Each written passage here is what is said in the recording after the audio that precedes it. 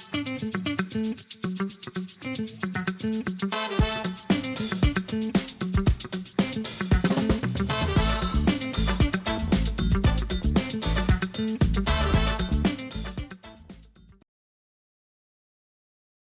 everyone, welcome to Queer Lawyers Speak, hosted by LAGBAC, Chicago's LGBTQ plus bar association. My name is Adam Zebilan. I'm the current president of LAGBAC, Chicago's LGBTQ plus bar association. Today, our guest is Galvin Phelps. Hi, Galvin. Hi. Galvin is currently the chair of the Chicago Bar Association's Young Lawyers section, and he is the second openly LGBTQ plus person to hold that role. And we are very happy to have you here, Galvin. Thanks for having me. So why don't you introduce yourself to the audience? Okay, I'm from Seattle, moved to the Midwest for college, stuck around for law school, decided to move to make Chicago my home. I knew early on that I wanted to live in this city. It's beautiful, it's international, and I like how each neighborhood has its own little vibe. Every city has neighborhoods, but I feel like Chicago's neighborhoods are just different, you know? They're the best. Yeah. And what else can I say? Been practicing law for 9 years. Love it. I focus mostly on transactional work, which people seem to not know what that means. Everything. What does that mean? Yeah, anything that's not in the courtroom. So anything that involves papers, people to sign, signatures, contracts mostly. Real estate closings, tax, anything that doesn't involve going to court, but that you would need a lawyer for. So. And I do just the opposite. Yeah. I prefer no paper and all court. Yeah. We make a good team, Gavin. And also, I wore my glasses today. We were talking before we started. Gavin always has the best glasses. Thank you. Now, Gavin, you have to give credit to your husband, who's a fashion designer, but sales. But either way, he's in fashion, so he helps you pick out your glasses. So I wore my glasses today to try to keep up with you, but I can't. Your glasses are always awesome. To my credit, these were my pick. Were they? Yeah. Okay, So they're cool. Technically, these are mine. All right, very good. Although you are correct that most of the time it's him. Yes, yeah. Your husband, yeah. He slowly phased my closet out when we were, after years of dating together. Suddenly I'd be like, why are my stuff all in the corner in the bottom drawer? And where's all this new stuff come from? He'd be like, I don't know, just try the new stuff. And I was like, okay, I get it. I get what you're doing. That's a good problem to have. Yeah. I don't have that problem. I just have a lot of old stuff, and then the new stuff kind of gets piled on top of it. But what is the Chicago Bar Association's Young Lawyers section? We previously had the last openly LGBTQ plus chair on, but describe it to the audience members that might not be aware what the CBA YLS is. Let me start with what the CBA is. Okay, that's fair. That's fair. The Chicago Bar Association is an association of lawyers who are primarily practicing in Chicago, though you do not need to live here or practice here. But that is the purpose of the group, is to promote the legal community in this city. And to that end, it offers lots of services like CLEs. It has awards for outstanding service and for most biggest impact in law. You can have a huge impact in the community if you're an officer of the CBA. Puts you kind of on the map and gives you a lot of leeway to sort of not make policy, but when you comment on it as a CBA officer, people listen. And the Young Lawyers is basically the exact same thing, but for people who have less than 10 years of legal experience under their belt. So it doesn't matter how old you are, as long as you are within your first 10 years of practice, you can be a member of the Young Lawyers. And we have our own board, our own events, our own officers, our own committees. And that's basically our own way of getting involved. So what a lot of organizations will do, especially ones that are as big as the CBA, they have what's called an associate board. And the associate board exists to serve the senior group, but also to make sure that member retention from young to old is maintained and that we don't lose members when they get to a certain point. By giving people ownership, by giving them some role, some control, some authority over matters that are concerned with the young lawyers, that gives people a sense of belonging and then helps people want to stay involved. It also, the senior group sometimes, with all respect to them, are a different age group. So to their best of their ability, they might not create events that speak to younger lawyers. So it's nice that the associate board is there to provide for our generation. And the needs of younger lawyers, 10 years or less, are different than the needs of lawyers that are more seasoned. Yeah. And so you are the one that heads up, for lack of a better term, well, the better term is young lawyers section, but also could be called the junior board. You're in charge of that. Associate, but yeah. Associate board, yeah. And how did it come about that you got involved in the young lawyers section of the CBA? So I was in Chicago I went to law school at Notre Dame, and they... Ooh, no, just kidding. Gotta represent. Yeah, what is the pin on your lapel there? So ARC is the Notre Dame's alumni queer group. Okay. And I'm just representing. That's great. So... Do they have a large presence here in Chicago? No. They don't. Because a lot of Notre Dame grads in Chicago. I should say they have a foothold. They're not sporadic. They're growing, and I'm glad to see that they have a foothold and that they are getting larger and larger and having more and more events. This group is queer lawyers or queer alumni? Anyone. Okay. Yeah, the whole university. Okay. All right. Well, good. I'm glad. Hopefully it grows. Yeah. Yeah. What was the first question you asked?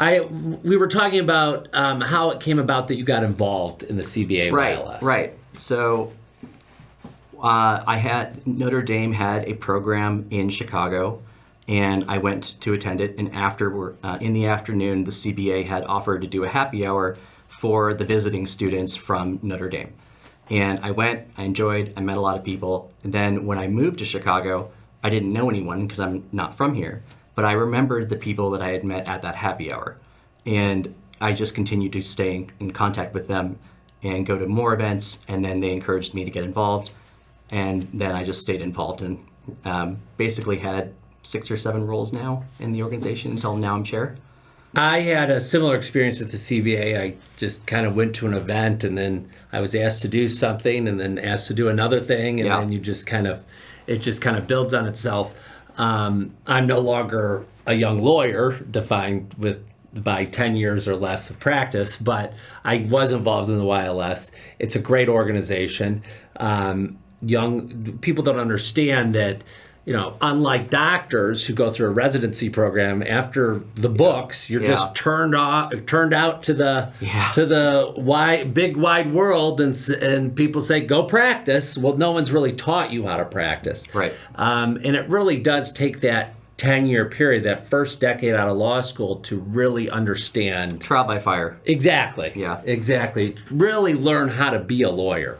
And so it's great that organizations like the CBA provide that support to young lawyers. And there's young leaders like you that take on the well-paid work, and I say that facetiously, of running the organization. Yeah.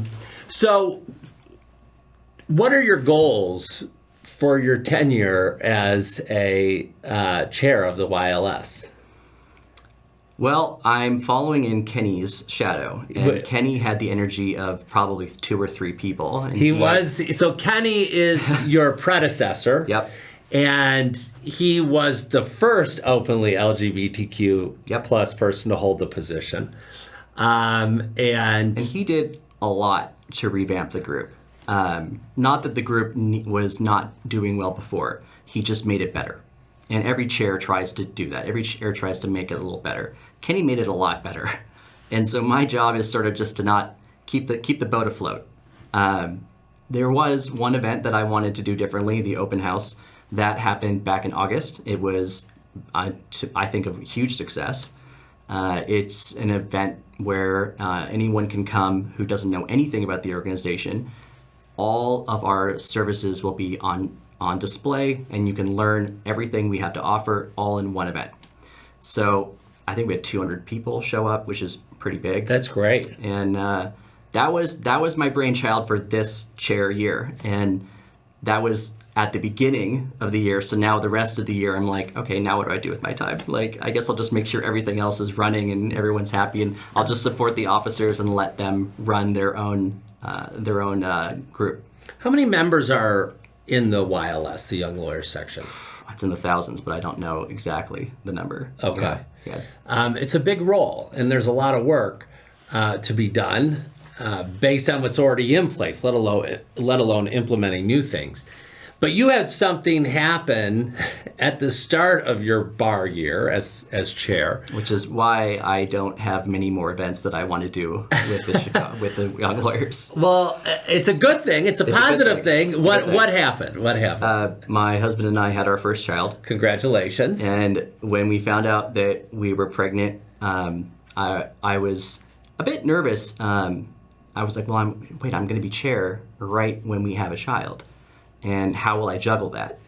And so a lot of this was meeting with my team in advance before the birth, telling to everybody and saying, I'm going to need a lot more transparency and a lot more support. And I don't want you to feel that you're burdened by picking up slack. I'd rather just you guys keeping me up to date on what you're doing, and that you're free to do what your role is defined to do. That no one's doing my job. I'm still doing it. But it's nice to know that the group has been keeping me up to date. They've been helping me stay appraised while I'm incredibly distracted. And sleep has been an issue, as many people know. And we're about to have our second kid. In about a week. Let me explain, because this confuses even HR when I asked HR for parental leave. Wait, where are you working right now? I'm working at the Daily Center. I'm clerking for Judge Hanlon. Okay, yes. In commercial calendar, so transactional law. So you're the brains behind the bench. I would never say that. Yeah. Well, there's brains in front of the bench, but you're providing support. I'm the support. Okay, all right, that's fair. So you're working at the Daily Center, and you had to take time off, obviously, for the birth of your daughter a couple months ago. Yeah. Right? So let me back it up. Yeah. So we found out that we were having our first child. Then it took us 3.5 years to get to that point. Multiple failed matches with surrogates and medical problems, and finally it stuck. And we thought that the second child would also take 3.5 years. So we signed up for a second journey, thinking they would be 3 years in age apart. And what happened with the second one was we got matched right away, and we got pregnant right away. And so now they will be born 4 months apart in age. When I found out that's when I was like, okay, now I need to tell the Young Lawyers, I need everyone to help me on this. I had my own law firm. I was doing it for 4 years. I was like, there's no way I can keep practicing from home on my own with no support. I need a new job. Yeah. So, and I specifically wanted a job that allowed me to go home at 5 p.m., which doesn't actually happen. Although I'm allowed to leave at 5 p.m., it's like all law jobs. You stay till the job is done. Right. So there is no real 9 to 5. No, this isn't, no. Yeah. No. And anyone who thinks it is will be transferred to not a pleasant desk. Yeah. I've slowly noticed that. Don't think that because you have a right to 9 to 5 that you should actually enforce that. Well, the work has to get done. Some way it has to get done. And that usually is beyond the hours of 9 to 5. Yeah. And I mean, that's not unusual. I mean, most jobs, if the overachiever is going to get a better role, a better position than the one who does the bare minimum. Yeah. So. In any facet of the law. Yeah. Yeah. Or any career. Yeah. Yeah. So that's now I actually really enjoy it, because I've done the transactional work. I've done contracts. I've helped startups. And when you were an owner of your own firm. Correct. And I had a little bit of in everything. I had some real estate. I had some financing, loans, lots of startups, and all the licensing that comes with each particular company that people want to start.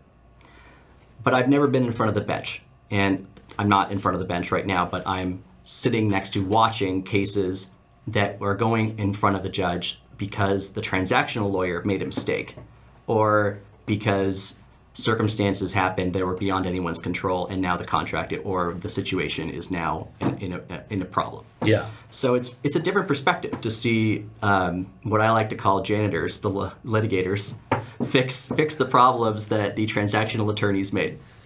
Got it. So you're hearing breach of contract cases, things like that? Yep. Okay. You do have a great judge. He's well respected, a very smart lawyer, now judge. So I'm sure it's great training. It's great. It's very good. He's kind. He's a good mentor. Gives me a lot of space. Assists me when I need it. Doesn't stand over my shoulder. No, I think he's actually one of the best employers I've had, and at this point I would say he's more than that. I would consider him a mentor. That's great, because he's going to need to be patient with you now that you're going to have 2 children under 6 months. And he has to his credit. You don't get parental leave twice in this country, but he is doing his best to accommodate me while at the same time balancing his docket. Right, which is a heavy docket. Every judge in Cook County, for the most part, has an incredibly heavy docket. Yeah. Well, that's great. I'm glad you're in a good spot professionally and personally, although taxing and stressful. Yeah. And God bless my husband because he does the most of the parenting. Hi, baby, I love you. Thank you. I mean, it is what it is. Someone works and someone stays home. So, right. I wish I could do more, and I try my best. And it actually is kind of heartbreaking because I think our parents' generation, no one ever second guessed that one person was working and one person stayed home. The younger generation, our generation, dads and moms both want to be involved, but reality still kind of creates some separation there, and that's unfortunate. But I can't change the way our society is. And it's more likely than not that both parents are working in some capacity. Yeah. I mean, the likelihood of them both taking time off that's not going to happen. Right. So either one's working or they're both working, and then the child is being raised by a daycare. Right. Which we have chosen not to do. Right. So. So, are there plans for Oscar to go back to work at some point, or Yeah. He's already working with his company. He hasn't quit. So. But I'll leave his employment for him to talk to. He can speak to it well. So fair. So you graduated from Notre Dame. You moved to Chicago because you fell in love with the Midwest. Yep. How was that culturally from going from Seattle, the Northwest, to the Midwest? So I like to always bring up two things. Seattle is a great place to visit, and I encourage everyone to do it. Go often, go multiple times. There's a lot to do and there's a lot to see. The people in Seattle and the West Coast in general, they tend to be nice but not mean it. So I try to use the analogy, if you have a bad haircut, someone in Seattle will say, "Oh no, it's great," and they'll just leave it at that. They won't tell you the truth. If you are on the East Coast, they'll be like, "Yeah, it's fucking horrible." And if you're in the Midwest, they'll be like, "Yeah, it could be better." Right. So it's this happy, like, we're going to be honest, but we're not going to be cruel about it. And I think that kind of balance in the Midwest niceness is what really attracted me to this area. I don't mind the snow. I grew up with liquid snow, and now I have frozen snow. So it's actually nice change. It's different. Yeah. A lot of people want different. So for me, that was different, and I looked forward to it.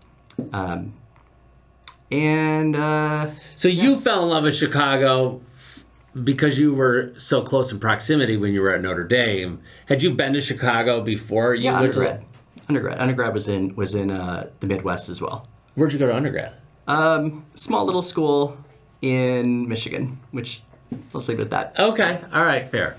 Okay. So if you're in any state around Chicago, you've been to Chicago. Yeah.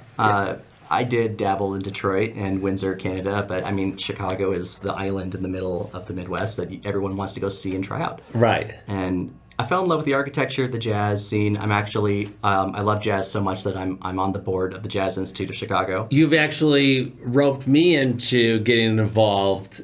Not really involved, but I've attending. I've attended some jazz, which is how people start membership, right? We were just saying that you show up to young lawyer events and then they rope you in and then you become an officer. Well, I'm doing the same thing with you for the Jazz Institute. Successfully, because I signed up. I have a year membership now to the Jazz Institute. It's all part of the plan. So how did you get involved with jazz, though?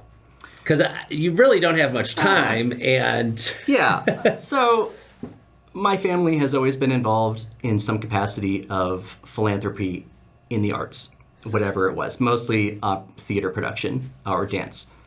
I wanted to continue that, but I'm not a big fan of dance. I love it and I appreciate it, but when you grow up with it all the time, you either love it or you hate it. And I wouldn't say I hate it. I would say I've had my full serving of it, and now I would like to try something different. One of my neighbors, former neighbor, is very heavily involved in dance, and we instantly connected because my parents were involved and she's involved. And I asked her, I love dance and I love you, but please help me find something in a different category. And I told her I wanted it in jazz. She knew exactly who to call, got me connected, and the next day I was volunteering with them. I volunteered for about a year and a half, and then now I'm on their board. I love jazz music, and I'm glad that you invited me to a couple of their concerts. I guess that's what you would call student concerts. Performances. Because it is a great way to unwind at the end of the day. And that's why I like it. Yeah. Yeah. I'm probably the only person in the group, actually one of 3 people in the entire leadership of the Jazz Institute that doesn't know how to play an instrument. And when people ask me, well, then why are you involved? And I'm like, because this is how I unwind. Yeah, no, it's nice. You have a drink and you listen to some good music. And it's a good thing to support such an important art form that seems to, it's thriving, but all the arts are having problems. They've been having problems for 100 years, thousands of years. I mean, patronage has always been something that even Da Vinci argued about. Yeah. Not to diminish the need, they still need, but they all struggle, and they all should be supported. Yeah. Not just jazz. The reason I picked jazz wasn't just because of the family and because it helps me unwind. It's unique to this city. Jazz is heavily centric in New Orleans, New York, and Chicago. And of course, there's other cities that have a jazz scene, but I would say those 3 are the big players. And Chicago's jazz is unique, like New York is unique to them. And it's nice to be a part of preserving that and maintaining it, and also allowing it to evolve. Yeah, I think people forget what a pivotal role Chicago had and still has in the jazz scene and movement in the United States. Yeah, music in general too. I mean, house music came from here. Right. In Boys Town.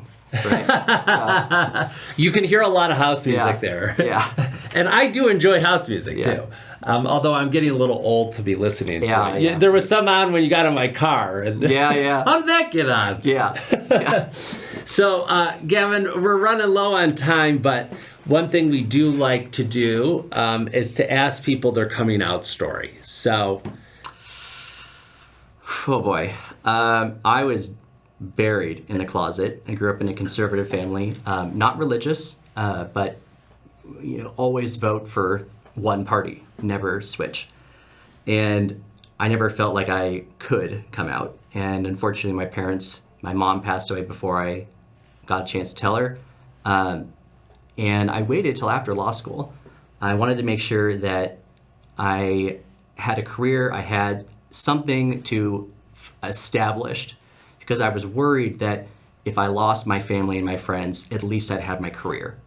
And so I wanted to make sure that I had that rock already built. And it was a nice, unexpected benefit that I had met Oscar around the same time. So I was like, okay, well, now I have someone to support me while I come out. And I came out to my dad, and he first, like, it had to be through email because my dad and I are both the same. We both need time to process things that are a surprise. And I was like, if I tell him in person, he's going to just look at me and say, let me think about it. And anyway, he wrote back and he said, why would this change anything? Oh, that's great. Yeah, which then made me feel like shit because I was like, well, I should have come out years earlier. But it was great that he embraced. He met Oscar multiple times. He's passed away now as well. He loved Oscar, considered Oscar his relationship with my mom. He considered Oscar to me being a similar match. So, and when I asked, I was able to talk to him about my engagement before he passed away, and he said the same thing. He's like, "This is something I would not hesitate, and I think you should hurry up and lock that down." Oh, that's great. Yeah. So I've never actually, we've been friends for a decade, and I don't think I've ever heard that full story. I knew you grew up in a conservative environment. Yeah. But for your father to be a conservative, sounds like guy, to embrace you like that. I think it's because there was no religion. With all the respect, I am a religious person, but I keep it to myself, as everyone should. And but because my dad was sort of also similar, private. He had his own faith, but he didn't share it with anyone. I think that made it a lot easier that it wasn't dictating his policy and his lifestyle. And how he viewed his son being openly LGBTQ. Yeah, yeah. Well, thank you, Gavin, for sharing that. Yeah. And thank you very much for coming on the show. Thank you for having me. And I wish you the best in your year. I know you're going to continue to be successful in your year as chair of the YLS, despite having a brand new family. Yep. So thank you again, Gavin, and thanks to all of you for joining us. We'll see you soon.